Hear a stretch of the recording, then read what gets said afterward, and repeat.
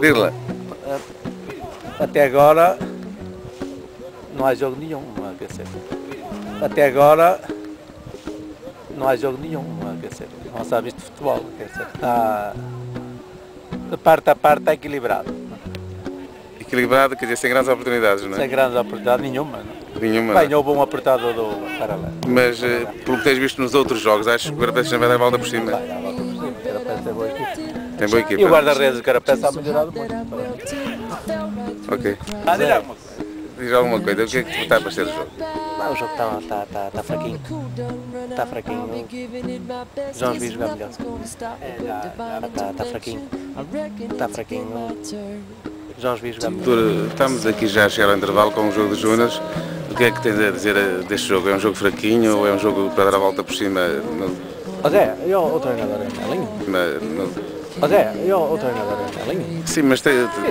Fala aqui para esse O que é que te parece o jogo? Eu não digo nada, José. Hã? Não digo nada. Não dizes nada? Eu não sei falar de futebol. Sérgio, estás a ver o jogo há muito? Ou... Não, cheguei na segunda parte. Na segunda parte, então tu ainda não estás à vontade para dizer o que é que estás a achar do jogo, então? Não vi nada. Jogo, então? Não vi nada. Jogo, então? Não vi nada.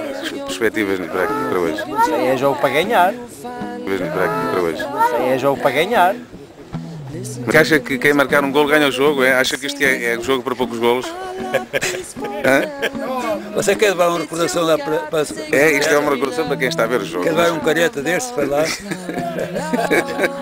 E pode ir parar à internet. E pode ir parar à internet. Sabe? Pode. Ele é. É poeta, é sabido.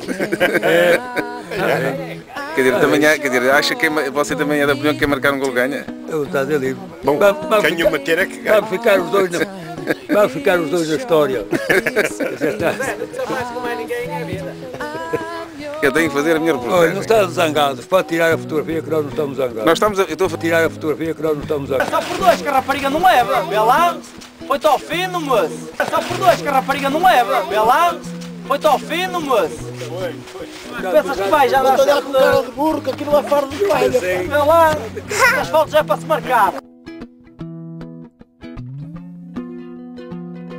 I've been spinning way too long, checking my tongue in the mirror and bending over backwards just to try to see it clearer. My breath fogged up the glass, and so I drew